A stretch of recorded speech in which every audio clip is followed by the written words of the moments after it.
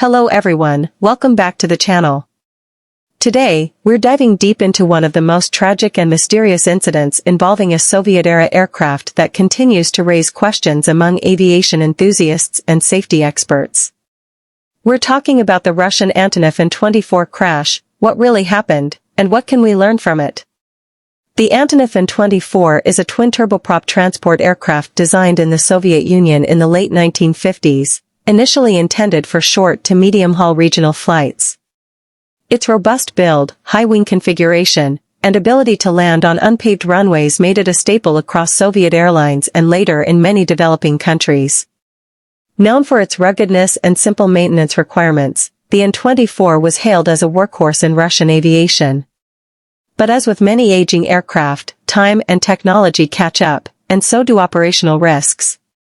On the outside, the Antonov An-24 reflects Soviet engineering ideals of function over form. It's not sleek or modern-looking by today's standards, but every bolt and panel was placed with utility in mind.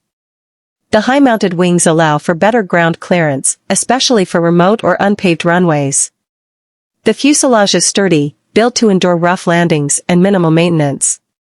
Its twin Avchenko AI-24 turboprop engines, mounted under the wings, provided a decent thrust for the time and ensured operational flexibility under diverse conditions.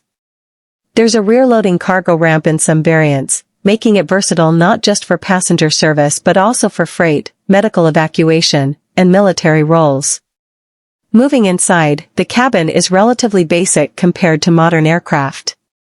Designed primarily for utility, the interior features fixed seating, minimal creature comforts, and exposed mechanical systems. Noise insulation is minimal, and passengers often report the roar of the engines permeating the cabin throughout the flight. It's cramped by today's standards, with narrow aisles and low ceilings, but it served its purpose, transporting people across the vast Soviet territory reliably and affordably. While not luxurious, it was more than adequate for short domestic flights in the 1960s and 70s. Now let's talk performance. The An-24 was no speed demon, but it didn't need to be.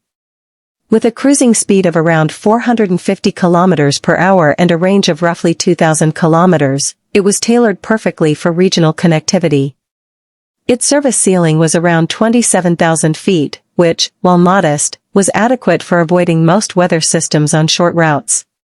It had impressive short takeoff and landing capabilities, which allowed it to access airfields in remote areas, something jet aircraft couldn't always manage. The An-24 could carry up to 50 passengers or a few tons of cargo, depending on the variant. Its rugged undercarriage meant it could land on snow, grass, or gravel without much trouble. Safety was always a concern with Soviet-era aircraft, and while the An-24 had many successful years of operation, it has had its share of incidents.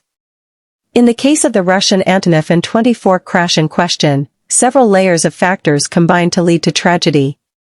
Preliminary investigations pointed to engine failure during flight. One of the aircraft's turboprop engines reportedly caught fire shortly after takeoff, forcing the crew to initiate an emergency landing. Now, this is where the limitations of older aircraft come into sharp focus. Unlike newer planes, the An-24 lacks modern fire suppression systems and advanced avionics that assist with engine-out scenarios. The pilots did what they could with the tools available, attempting a controlled emergency descent. However, due to either mechanical failure or loss of control from asymmetric thrust, the aircraft veered off its intended path and made a hard landing short of the runway. Emergency crews rushed to the scene, and although some lives were saved thanks to quick response, others tragically perished due to the impact and post-crash fire. This crash raised eyebrows globally, not just because of the fatality count but also because it exposed the reality that many An-24s are still flying today in remote regions without comprehensive safety upgrades. While some operators have installed basic modern avionics, the airframe and engine systems remain largely unchanged from the 1960s. As such, when something goes wrong, especially something as critical as an in-flight engine fire, there is very little margin for error.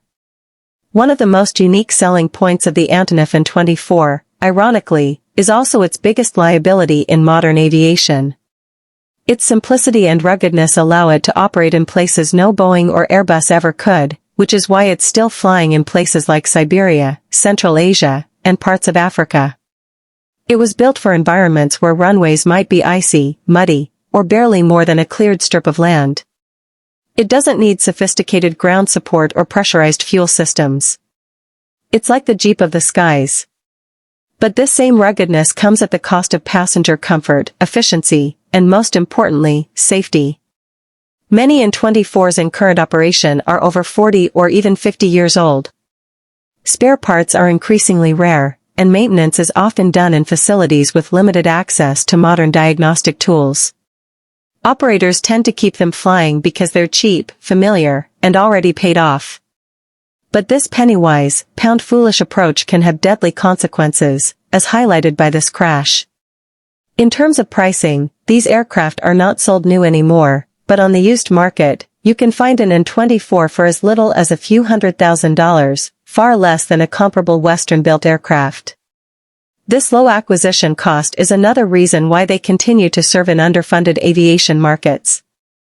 However, the low purchase price is offset by the high cost of fuel, maintenance, and, crucially, the risk of catastrophic failure due to outdated systems. So, what's the takeaway here? The Antonov An-24 is a legendary aircraft, no doubt.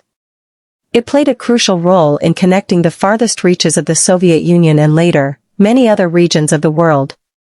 But it is a relic of another time, a time before fly-by-wire systems, real-time engine monitoring, and digitally controlled flight decks.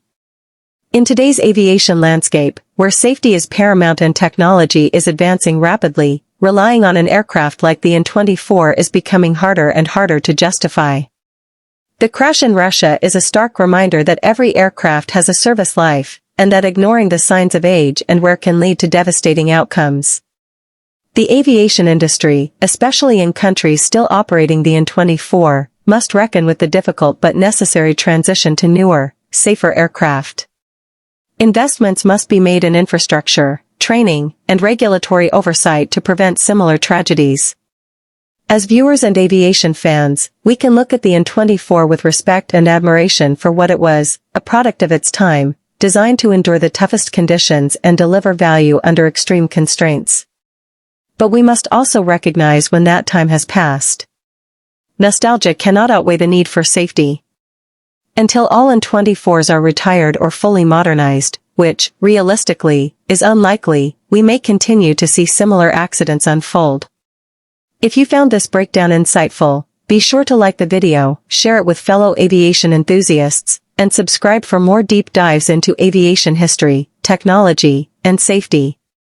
And if you've flown on an An-24 or worked on one, we'd love to hear your experiences in the comments below.